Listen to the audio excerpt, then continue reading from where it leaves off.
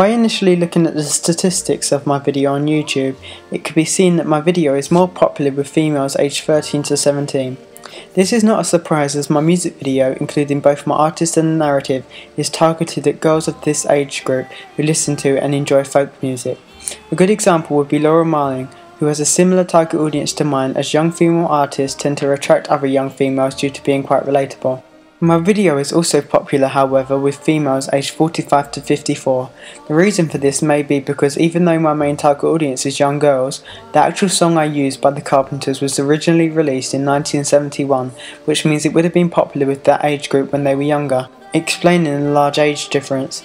It also says that my video is popular with males aged 13 to 17, which is understandable as the folk genre is very much a balanced unisex genre, unlike the rap or hip hop genre that is more male dominated. It is also interesting to point out that my video is not only popular in the UK due to being made here, but also quite popular in the USA.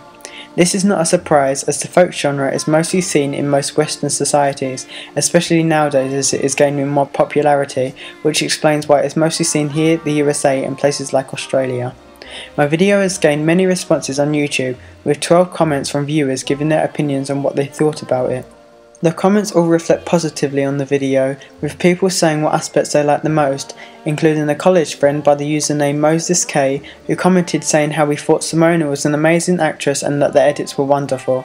Overall, this helped me to understand from the audience perspective what parts of the video were most enjoyable and interesting to the audience.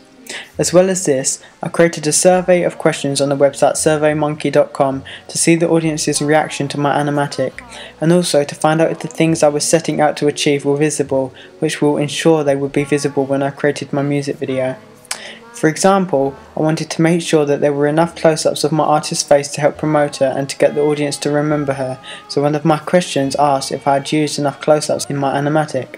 The results showed that 88% of people believed there were a sufficient number of close-ups of my artist. Therefore, I learned that my use of shots could stay the same, as my intention to use lots of close-ups of my artist was successful. The survey also helped me to develop other ideas when it came to creating my music video, thanks to the feedback received on my animatic. For example, when asking if the shots used were suitable or appropriate for the song, somebody replied saying, "You have her singing a lot, not much of a storyline." Because of this, I then went on to add shots of the ex-boyfriend tying my artist up to add to the storyline of my music video, showing how I took on board what the audience said and used it to improve. Once I had finished my music video, I then created another survey on surveymonkey.com that allowed me to ask more specific questions on if I managed to achieve what I had set out to achieve when making my music video, and also confirmed that I display in my music video what I did in my animatic. One question included if the audience had noticed the link between the narrative and the lyrics of the song, something that Andrew Goodwin said was a convention of all music videos. The results showed that 84% of the audience believed there was a link between narrative and lyrics, showing that when creating my music video, I was effective in making it easy for the audience to make the connection between the two. Much like this question and the comments received on YouTube, many of the other questions gave a very positive response and indicated to me that I was successful in what I wanted to achieve, just as the animatic survey did. But the last question on my survey was an open question, to try and gain more detailed responses on anything they may feel could have been improved about my video.